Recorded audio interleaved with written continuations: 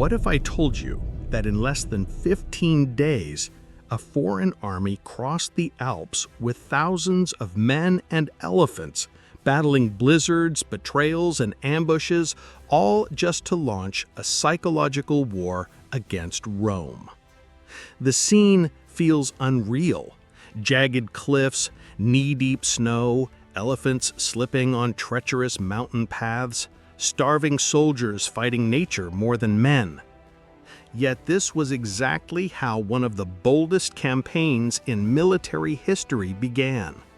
October 218 BC, when the mountains ceased to be an obstacle and became a weapon. At 29 years old, Hannibal Barca didn't just pull off an unprecedented logistical feat. He struck directly at Rome's soul. His goal wasn't merely to invade territory. It was to shatter an idea that Rome could never be touched on Italian soil. For centuries, the peninsula's geography had been the Republic's ally. Crossing the Alps was considered tactical suicide. But Hannibal understood something few others did.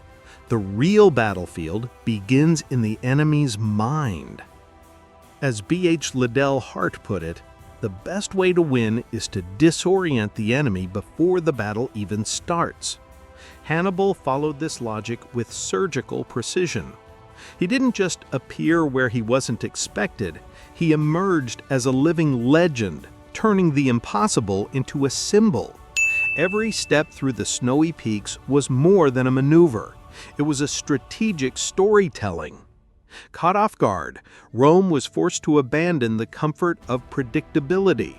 The war it knew, linear, formal, rooted in honor and reinforcements, gave way to a game where audacity, myth, and disorientation set the pace. The center of gravity was no longer about controlling cities or trade routes. It was about perception. Hannibal's Alpine crossing isn't just a chapter in ancient history.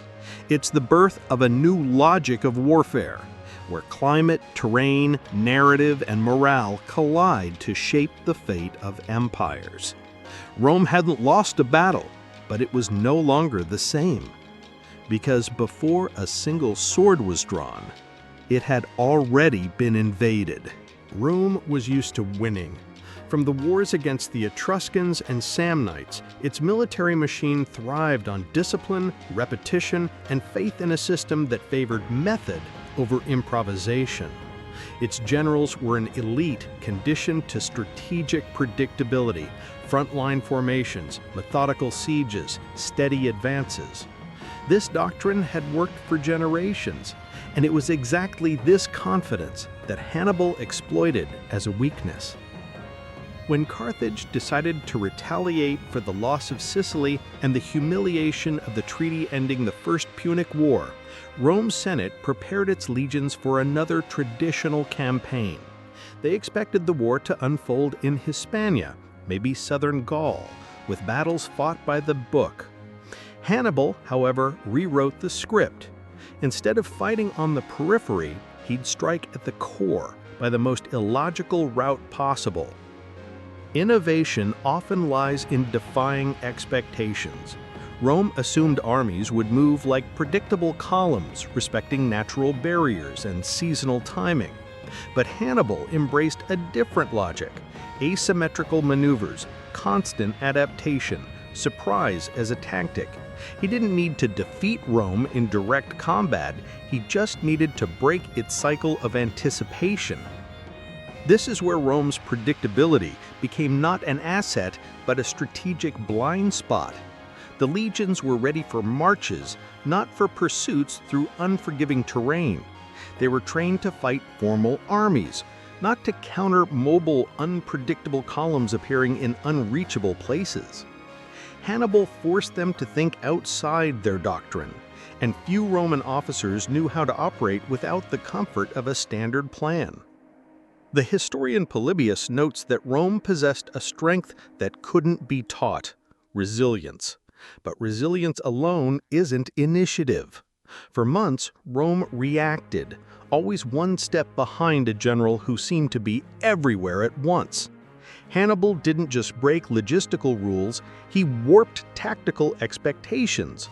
He appeared out of nowhere, flanked camps without warning, maneuvered where no roads existed. Rome's greatest trap wasn't on the battlefield, but in its own mindset. It underestimated the enemy because he didn't play by the rules. It ignored signs that a new era of warfare was dawning. It trusted tradition would be enough. While its generals planned campaigns in straight lines, Hannibal was already operating in curves. This initial imbalance, psychological, doctrinal, and strategic, paved the way for even more devastating blows. Because in war, misreading the enemy is often more fatal than underestimating their strength. And Rome at that moment was strong, but predictable. Tactical genius can win battles, but without supplies, no army survives time. Hannibal's Alpine crossing wasn't just a spectacle of military daring, it was a brutal test of his ability to sustain his force. Feeding, warming, and protecting some 30,000 men and thousands of horses and elephants in hostile, mountainous environment meant battling nature itself. It was, quite literally, moving a civilization on a march through the sky. The Alps offered no shelter, no steady food sources. Supply caravans, many of which had set out with Hannibal from New Carthage, were decimated along the way. Hostile tribes ambushed columns and narrow stone choke points. Blizzards slowed progress. Paths vanished under landslides. Every turn brought not just physical obstacles, but existential threats. In the toughest stretches, troops were forced to scale cliffs with animals tethered by makeshift ropes. Many fell, some were buried in the ice before dawn. Yet there was order, there was intent. Hannibal understood that survival wasn't just about brute strength. It was a game of flow. When to advance, when to halt, how much to ration. His officers, veterans of Iberian campaigns, improvised solutions, grinding roots and bark to feed horses, or melting ice with cloaks warmed by their own bodies. In raided villages, salt and grain became strategic treasures. Discipline paradoxically grew stronger as chaos deepened. The modern concept of a supply line or logistical column wasn't yet formalized as it would be centuries later, but Hannibal, in practice, already grasped what Clausewitz would call friction, the constant tension between plan and reality. He knew it wasn't enough to reach Italy. He had to arrive ready to fight. So even in the darkest moments, he preserved his elite units and kept morale high with promises of glory. Endurance became a symbol, and hardship a rite of passage. The early winter that caught them at high altitude was a physical torment, but also a psychological crucible. The soldiers who descended the Alps alive didn't just survive cold and hunger, they overcame something deeper. The fear of the impossible. That cohesion, born of shared suffering, turned a weakened army into a morally unbreakable force in the battles of Trebia and Lake Trasimene. Historians like Serge Lancel and Theodore Errol Dodge argue that Hannibal's greatest achievement wasn't winning battles, but keeping an army functional in hostile territory without stable reinforcements for over a decade. This was only possible because for him, war began in the rear. It was an operation of continuity, not isolated shocks. Logistics, in short, was the invisible flank of his campaign, a flank stretched to its limit in the Alps. The crossing wasn't just endurance, it was adaptation. It was survival engineering. Every loaf of bread distributed, every animal saved, was more than sustenance. It was a silent vow that this army still had a purpose. It still had an enemy to defeat. When Romans heard that elephants were marching with Hannibal through the Alps, many scoffed. The idea seemed absurd. How could creatures from warm climates survive eternal snows? But when they appeared in the Po Valley, Dirty, wounded, but standing, the rumors became reality. And with them, a new kind of terror entered Rome's military imagination, one that transcended physical impact and reached the symbolic. Using elephants in battle wasn't entirely new. Carthage had deployed them in Sicily, and the Persians knew them well. But context shaped their role. Hannibal didn't bring elephants as brute force weapons of mass destruction. He brought them as spectacle. Towering beasts, clad in armor and ridden by Numidian archers, became vectors of intimidation. For legions trained to face predictable enemies, the sight of these animals was disorienting. The line between the natural and the mythical seemed to blur. Military archaeologists still debate how many elephants survived the crossing. Studies suggest fewer than a dozen reached Italy. But the number didn't matter. It wasn't about quantity, it was about effect. Elephants took center stage in the opening moments of battles, only to withdraw or scatter based on terrain. Their presence created chaos before the fighting even began, a kind of sensory warfare where the blare of trumpets and the thud of hooves left psychological scars on opponents. Hannibal knew the Romans were trained for rigid formations in linear tactics. He countered with the unpredictable. Elephants weren't the strike, they were the bluff, a living wild card that rattled the judgment of Roman consuls. At Trebia, for instance, they were used to provoke instinctive reactions, disrupting wings before the real trap was sprung. It wasn't about winning with force. It was about inducing error, exploiting fear. But there was a cost. Elephants were sensitive to cold, vulnerable to arrows, and hard to control on rough terrain. At times, they panicked and turned on their own troops. What was a nightmare for Rome was also a risk for Carthage. Yet Hannibal kept them, not out of stubbornness, but because he understood the power of narrative in a campaign. His elephants were mobile banners, symbols of an exotic, untamed force from across the sea. At its core, the elephant's true role wasn't to break enemy lines, it was to break expectations. They challenged common sense, expanding the idea of how far an enemy might go to win. In this theater of war, where every psychological detail mattered, doubt was a weapon. Rome didn't know how many more elephants might be coming. They didn't know what to expect from a general who crossed mountains with tropical beasts. With this, Hannibal added another layer to his strategy: tactical theatrics. Because in some wars, seeming stronger is as effective as being stronger. And in those early clashes, the fear of elephants was as real as their hooves, even if, in the end, Hannibal knew the threat was greater than the impact. And that was precisely the point. Before facing a single Roman legion, Hannibal fought his fiercest battle against nature itself. The Alps, with their ice-covered peaks and treacherous valleys, were more than a mountain range. They were a trial. Bitter cold, thin air, unstable terrain. Every step was a fight against physical and mental collapse. The enemy wasn't visible, but ever present. The silence of the heights, the wind that cut like blades, the snow that buried men overnight. This crossing wasn't just geographical, it was selective, Darwinian. The Alpine March acted as a brutal filter.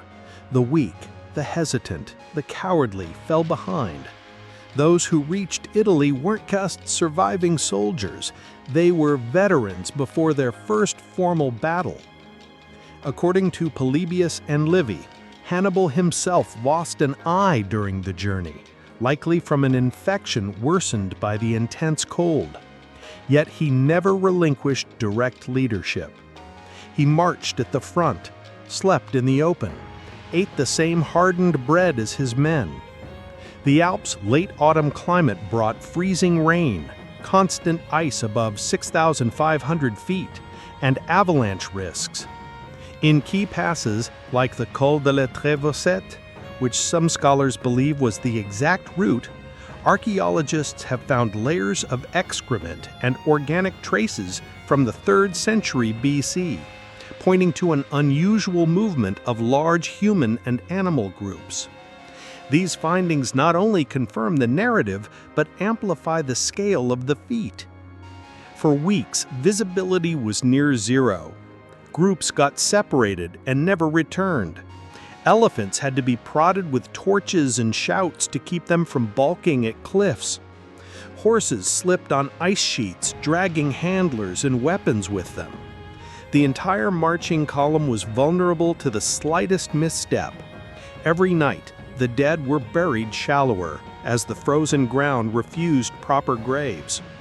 Morale teetered between determination and imminent collapse. But something stronger than fear held them together: the promise of glory. Hannibal understood the symbolism of the ordeal. Crossing the Alps wasn't just about reaching Italy. It was about purifying his army through suffering. It was about turning soldiers into believers. With every obstacle overcome, every hill conquered, a sense of invincibility grew. This wasn't just a crossing. It was a foundation, a new army forged in pain and tempered by adversity. This silent battle against the elements shaped the campaign to come. It created bonds among soldiers from diverse origins: Numidians, Iberians, Libyans.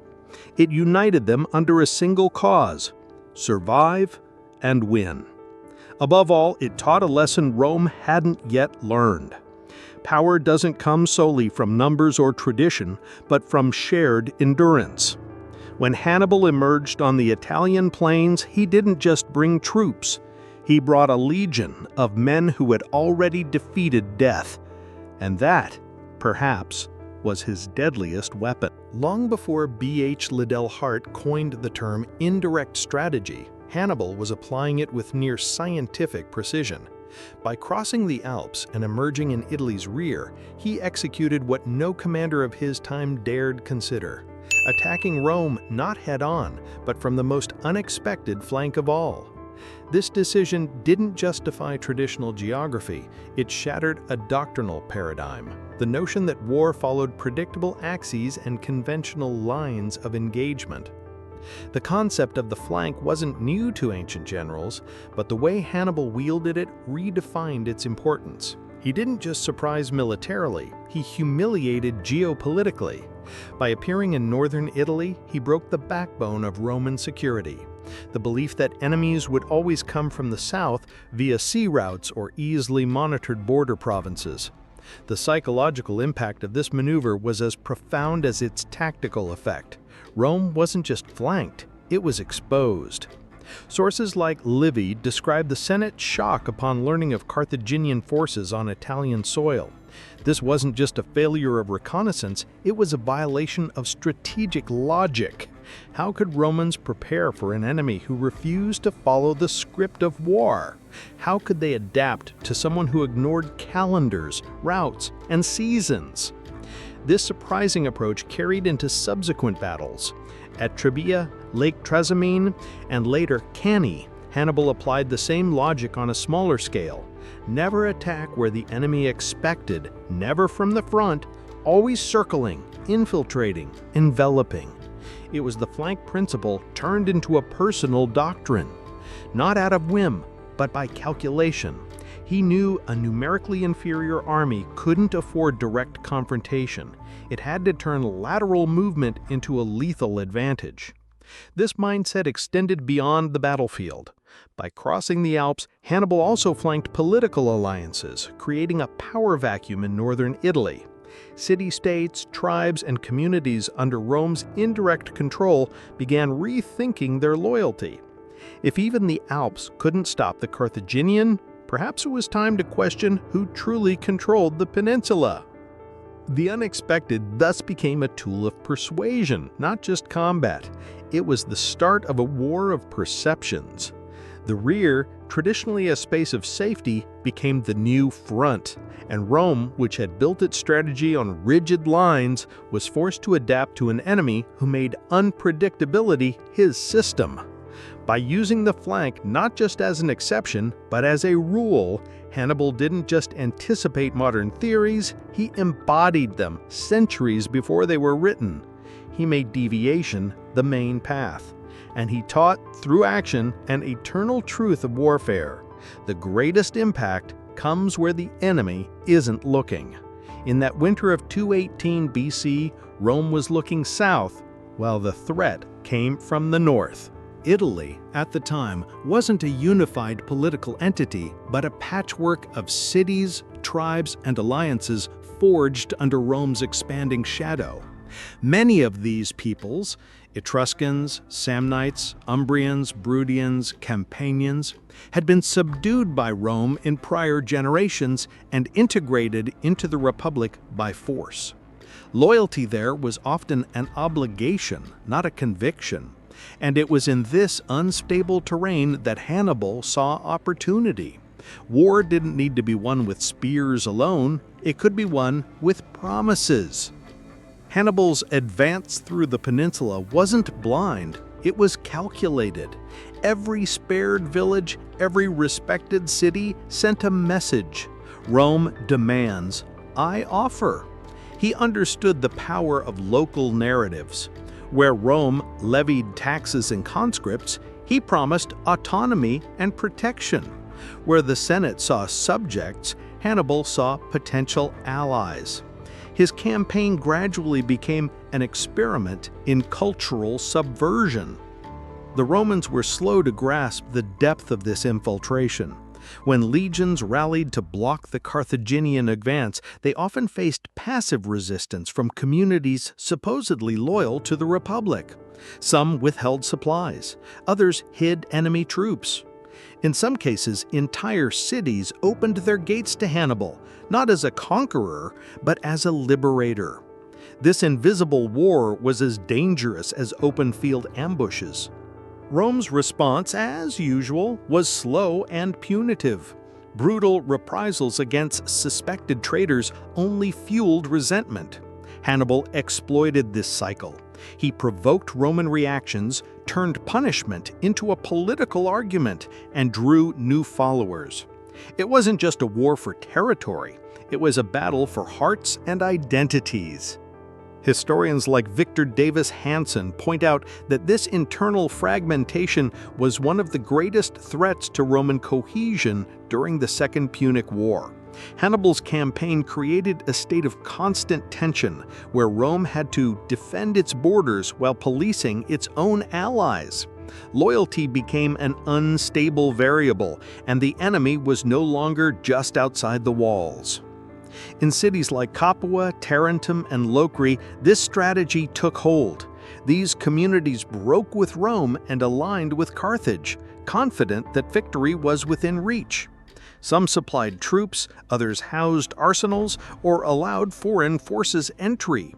In return, they received temporary autonomy and preferential treatment. For these cities, the war was no longer about imperial loyalty. It was a chance to reshape their place in the Italian order.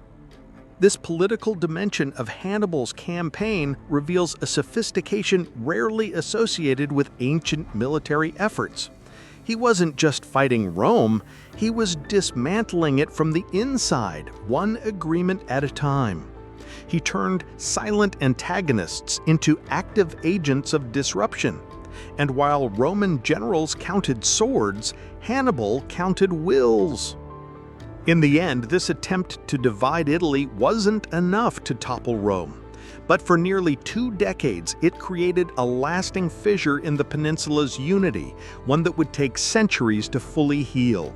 Because more than any catapult or phalanx, Hannibal's real power lay in understanding that war begins at the borders, but is decided by alliances. And for a long time, Rome didn't know who was truly on its side. An army's morale, though invisible, is the glue that binds tactics to destiny. For Hannibal, the Alpine crossing wasn't just a geographical hurdle, it was a collective rite of transformation. Emerging alive from that superhuman journey, his soldiers were no longer just fighters, they were part of a legend in the making. They had conquered the impossible. And in the psychology of war, that's a weapon as powerful as any blade. Among the Iberians, Libyans, Numidians, and Gauls in Hannibal's ranks, few shared a common language or culture, but all had faced the same brutal crossing. That ordeal, endured through snowstorms, starvation, and tribal ambushes, forged these men under a shared symbol: survival. From that fusion emerged something Rome would underestimate for years, a force that believed itself indestructible. Polybius describes how, after descending the Alps, Hannibal gathered his men and pointed to the plain ahead. He told them the land before them was theirs to claim as masters. That moment wasn't just encouragement, it was consecration. It transformed pain into identity. Sacrifice became proof of belonging. And with it, morale soared to an almost mystical plane. In the early battles in Italy, this aura of invincibility had tangible impact. Hannibal's troops, often outnumbered, fought with unshakable conviction. They knew they'd already conquered the mountains. They'd stared death in the face. Their confidence wasn't blind. It was built on shared memory. Every skirmish was an extension of the narrative born in the Alpine peaks. Archaeologists have found traces of camps and ritual objects, small statues, inscriptions, and symbols of African and Iberian origin in the regions Hannibal likely passed through after the crossing. These fragments suggest not just a physical presence, but a need to affirm the experience culturally, to leave marks, to celebrate resilience. The army wasn't just a wandering force, it was a congregation of survivors. This heightened morale was, at times, more decisive than the battle plan itself. At Trebia, for example, when Hannibal ambushed Tiberius Sempronius, his forces did not just win through surprise or terrain. It came because his troops believed with near religious fervor that they couldn't be defeated. Morale became combat energy, and that rattled opponents long before swords were drawn. In military history, few moments have served as such profound catalysts as the Alpine crossing. It wasn't just an entry into new territory, it was the forging of a collective identity. It created an army not just trained, but anointed by suffering. While Rome counted numbers and legion rotations, Hannibal counted something unmeasurable: the certainty that his men saw themselves as inevitable. That confidence, born of extreme adversity, sustained the Carthaginian campaign for years. It cast a shadow over every battlefield, every strategic decision, every city wavering between loyalty to Rome or surrender to an invader who'd already defeated the impossible. Because in the end, Hannibal's greatest triumph may not have been winning. It was convincing his men and his enemies that he couldn't lose. Long before threatening Rome's walls, Hannibal had already penetrated what modern strategists would call the true center of gravity, the enemy's mind. His movements didn't just surprise with their audacity, they unraveled Roman military thinking. With every unconventional battle, every improbable ambush, Hannibal created a new kind of terror. Not the fear of death, but the fear of the unknown. Rome, a power accustomed to imposing order and stability, now faced an adversary who thrived on disruption and fluidity. The figure who best embodies this psychological impact is the young Publius Cornelius Scipio, the future victor of Zama. Early in the war, he witnessed Hannibal's devastating advance through Italy and recognized with rare clarity that he was facing something beyond physical strength. Years later, as recorded by Polybius, Scipio would say the greatest challenge wasn't Hannibal's troop numbers, but his ability to anticipate Roman thinking. It was like fighting someone who'd already rehearsed every possible reaction. The string of Carthaginian victories, Trebia, Lake Trasimene, and later Cannae, created a spiral of fear and institutional paralysis. The Senate acted too late. Generals hesitated to take initiative. Councils clashed over how to respond. The Republic's structure, built on rotating commands and divided powers, began to crack under the relentless pressure of an enemy who never repeated himself. On the battlefield, the legions grew defensive. Many operations became purely reactive. Direct combat was avoided in hopes that time would weaken the invader. But this in itself was the greatest tactical defeat. Hannibal had flipped the roles. Rome, once the aggressor, was now a prisoner of the enemy's initiative. Every new Carthaginian move brought not just material losses, but doctrinal disorientation. This shift rippled through every level of society. Allied cities questioned Rome's leadership. Rumors of betrayal spread. Confidence in the Republic's infallibility crumbled. The fear of Hannibal stopped being a border issue and became a cultural trauma. He didn't need to march on the capital. His symbolic presence was already besieging it from within. Archaeology confirms this climate of anxiety. Coins minted in Rome during Hannibal's peak presence feature imagery of internal resistance, scenes of sacrifice, temples, and oaths. These reflect a desperate attempt to rebuild social cohesion against a seemingly untouchable threat. To many, Hannibal was no longer just a general, he was a specter. By understanding war as a contest of perception, Hannibal anticipated military thinkers centuries later. He knew destabilizing the enemy from within was more lasting than defeating them outwardly. Every Roman hesitation was a victory. Every internal Senate dispute, a gap exploited. Rome, which had never been invaded on its own soil by a foreign enemy, was experiencing the most painful occupation, one that happens in the mind. It took over a decade, countless losses, and a generational shift for Rome to rediscover its strategic identity. Even then, Hannibal's psychological legacy lingered because, at its core, he didn't just fight, he made his enemies wonder every morning where and how he'd strike next. And that doubt, in itself, was a victory. Among all the variables shaping Hannibal's campaign, none was perhaps as quietly lethal as time. The Alpine crossing, though a strategic and symbolic triumph, took longer than planned. Every day lost in the mountains meant more than physical exhaustion. It eroded the campaign's initial momentum, an invisible corrosion of advantage. The war, until then driven by movement and surprise, began to be shaped by attrition.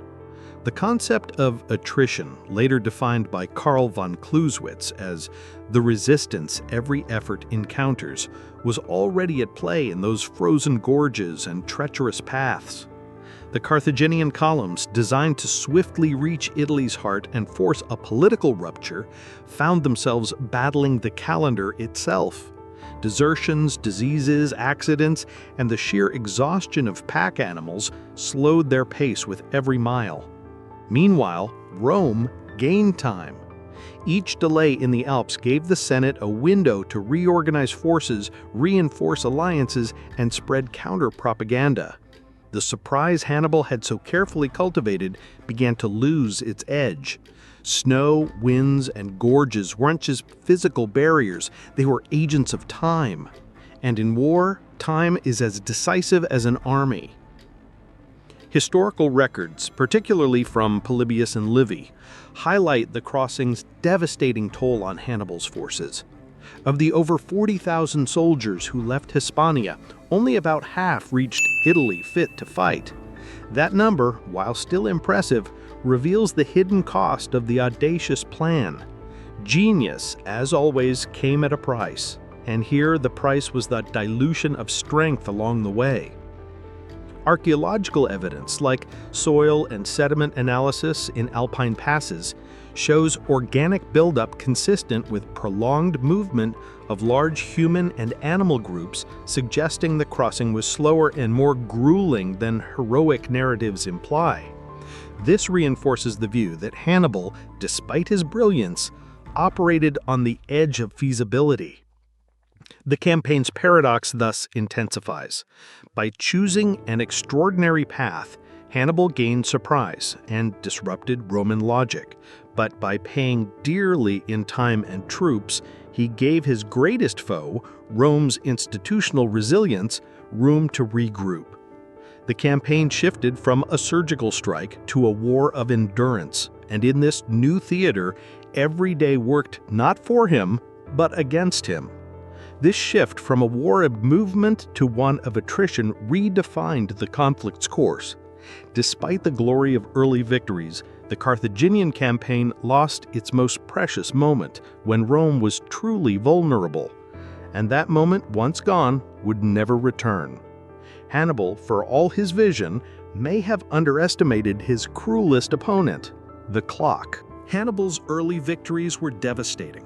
At Trebia, he swallowed an entire legion with a meticulously staged ambush.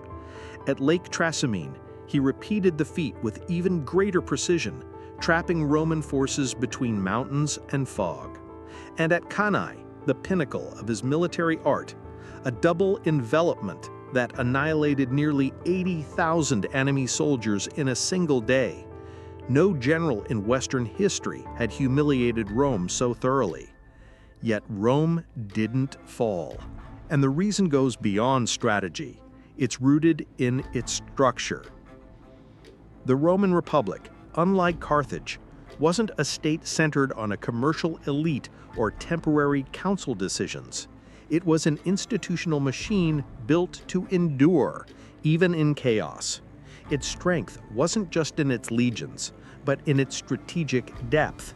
Rome had near endless manpower, a network of roads and communications linking cities like pulsing arteries, and above all, a culture shaped to resist. This cultural factor was decisive. While Carthage needed quick victories to justify costs and maintain internal support, Rome could bleed and still stand. After Cannae, when any other power would have negotiated or collapsed, the Senate responded with defiance. It rejected Hannibal's peace terms. It refused to ransom prisoners. It decreed the recruitment of new forces, including slaves and teenagers, not out of desperation, but from institutional conviction. Defeat wasn't the end. It was just another phase of war. Victor Davis Hanson describes this resilience as an expression of a military culture rooted in civic discipline and long-term vision. For Rome, losing armies wasn't collapse. It was a signal to recalibrate, reorganize, and persist. The city had been sacked by Gauls in the 4th century BC and emerged stronger. Hannibal, even in victory, faced an enemy that didn't know surrender. Rome also knew how to wait. It understood that no force could sustain an indefinite campaign in hostile territory without supplies or reinforcements. Carthage, though proud, hesitated to send Hannibal substantial aid. The Mediterranean, under Roman naval control, choked off supply lines. Italian cities, initially swayed, soon found Carthaginian support more symbolic than material. Hannibal, trapped in hostile land, saw his victories become islands of glory in an increasingly hostile sea. The war shifted from offensive to defensive, and in this phase, Rome excelled. It built fortification networks, harried Hannibal with mobile forces, avoided direct battles, and used time as an ally. The once unpredictable enemy began to stagnate. Attrition had begun, a slow, relentless sentence. This turning point wasn't marked by a grand battle, but a shift in mindset. Rome realized it didn't need to defeat Hannibal. It just needed to outlast him. And over time, that's exactly what happened. The Carthaginian general, still brilliant, grew increasingly isolated in his own campaign. The initial shock had been absorbed. Like a wall that bends but doesn't break, Rome proved its greatest weapon wasn't the gladius. It was time. It was persistence. It was the belief that as long as one citizen could raise a standard, the Republic would endure. Hannibal won battles. Rome, quietly, began to win the war. Hannibal was, without question, a master of the battlefield. His ability to read terrain, use indirect maneuvers, and manipulate the enemy's psychology places him among history's greatest commanders. At Cannae, he executed one of the most famous formations ever recorded, a reverse encirclement that crushed Rome's center while his wings enveloped the rear. It was military art in its purest form. Yet it wasn't enough, because the battlefield is only part of war, and in strategy, isolated brilliance can be a trap. Tactical victory demands precision. Strategic victory demands persistence. Hannibal was flawless in many battles, but his campaign lacked continuity. His greatest failure wasn't on maps, but in the background. The lack of substantial reinforcements from Carthage, the absence of a secure logistical base in Italy, and the inability to besiege Rome after Cannae weren't accidents. They were consequences of an incomplete strategic vision. He expected his victories to spark a widespread revolt against Rome, but he overestimated Italian discontent and underestimated Rome's grip on its identity. Carthage, meanwhile, faltered. Ruled by a mercantile elite, the city hesitated to invest the resources needed to turn Hannibal's victories into lasting territorial control. Campaigns in Hispania drained resources and focus. Hannibal's own brother, Hasdrubal, who later tried to reinforce him, was intercepted and defeated before reaching Italy. Thus, the era's most talented general remained isolated, winning increasingly less decisive battles with ever-dwindling troops. Archaeology shows that, despite occupying parts of Italy for over a decade, Hannibal never established lasting administrative systems. His victories didn't translate into consolidated political control. Cities like Capua and Tarentum, initially supportive, drifted back to Rome as Carthaginian aid proved inconsistent. The lack of continuity eroded confidence. The myth began to fade. Here lies the stark contrast between tactician and strategist. Hannibal knew how to win armies, but not how to sustain domains. His genius shone on bloodied fields, but dimmed in the corridors of diplomacy and logistics. Meanwhile, Rome learned. Slowly, painfully, but it learned. It raised a new generation of leaders, like Scipio Africanus, who studied Hannibal's moves, absorbed his lessons, and prepared a counterstrike. The war became less about battles and more about institutional attrition. And in that game, Hannibal's brilliance fell short. Clausewitz would later warn that war is the continuation of politics by other means. And in that realm, Rome was unmatched.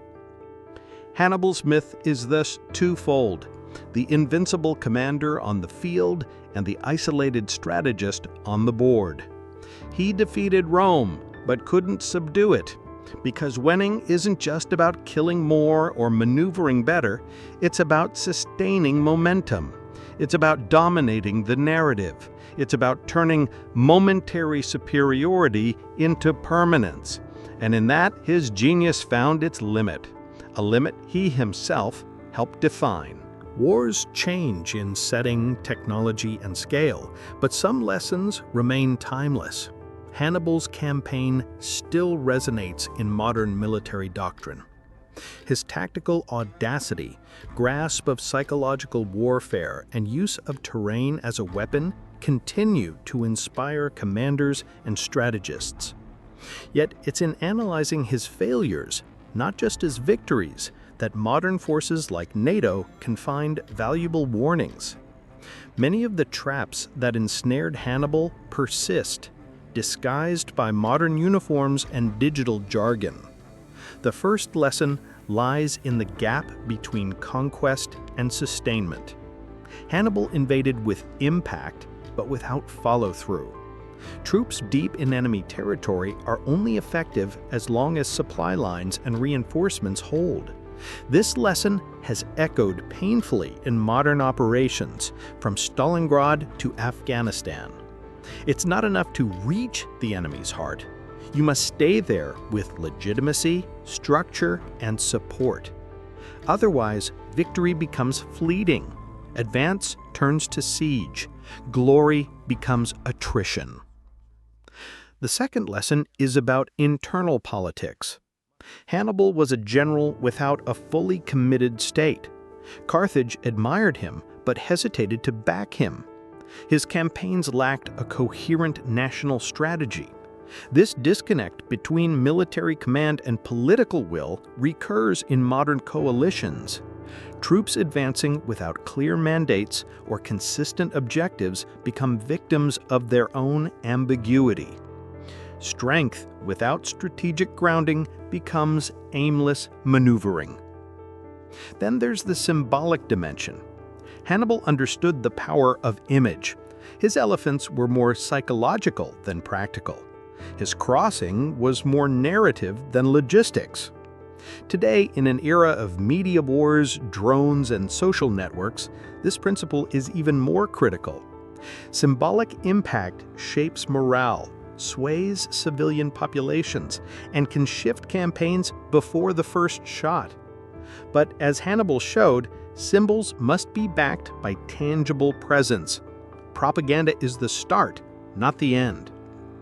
NATO's doctrine, built on interoperability, joint action, and deterrence, is rich with elements that avoid Hannibal's mistakes, but it also risks fractured objectives, disagreements among members, and operations in territories without local support. The Carthaginian legacy teaches that without robust logistics, unified command, and political alignment, even the most brilliant general can end up isolated. Ultimately, Hannibal's campaign is a study in reach and limitation. It shows how far genius can go when ahead of its time and where it stumbles when unsupported by its era. The clash between innovation and structure is eternal. Any military alliance looking to learn from the past must study not just how Hannibal won, but why, in the end, he'd lost. Because in warfare, talent is crucial, but without strategic depth, even the most legendary crossing ends in silence. After nearly 2 decades on enemy soil, Hannibal remained undefeated in battle. His armies, though diminished, were still feared. His reputation stood intact. No Roman general dared face him directly without absolute preparation, yet his campaign was over. The symbolic and psychological victory he'd masterfully crafted wasn't enough for strategic triumph. The man who'd invaded the Republic's most protected territory, dismantled legions in fractured alliances, returned to Africa without taking Rome. And here, victory is redefined. Hannibal won the Roman mind. He shattered myths, redrew maps, made senators question their supremacy. He became a constant specter over the Republic's politics, even without reaching its gates. But he didn't win the war, because Rome was more than land or armies. It was a culture of resistance. As Victor Davis Hanson argues, war isn't just technique, it's an extension of a society's political soul. Carthage, focused on trade and negotiation, wavered in the face of sustained warfare. Rome, shaped by near-constant conflict since its founding, understood that losing a city, a legion, or even a generation was part of the process. Its strength lay in continuity, in renewal, in replacement, and, above all, in refusing to see defeat as final. Hannibal destroyed armies. Rome built new ones. This structural contrast deepened over time. While Hannibal waited for aid that never came, Rome trained leaders like Scipio, young men who'd grown up in the shadow of Carthaginian fear but learned from every loss. Scipio, by taking the war back to Africa, didn't just threaten Carthage, he forced Hannibal to retreat. And at Zama in 202 BC, the final clash wasn't just between armies, it was between two world views: brilliant offense versus resilient structure. Even after defeat, Hannibal's name endured. He became a legend, a reference, a case study. Napoleon revered him. Clausewitz studied him. His maneuvers are still taught in military academies 2 millennia later. He won in the realm of ideas, and perhaps in the final tally, that's a victory more lasting than any treaty. But the question lingers. What if Carthage had sent reinforcements? What if the campaign had the institutional backing its audacity demanded? Would Rome have held, or would it have crumbled like so many cities before Hannibal's relentless genius? There's no definitive answer. What remains is the legacy: the Alpine crossing, the fields of Cannae, the pacts with Italian tribes. These weave a tapestry of a time when one man dared challenge the era's greatest empire with nothing but conviction, strategy, and endurance. Hannibal lost the war, but he was never conquered, because in some conflicts, winning isn't enough. You must endure. And Rome, though bloodied, endured. Hannibal, though brilliant, departed. And so history chose between them.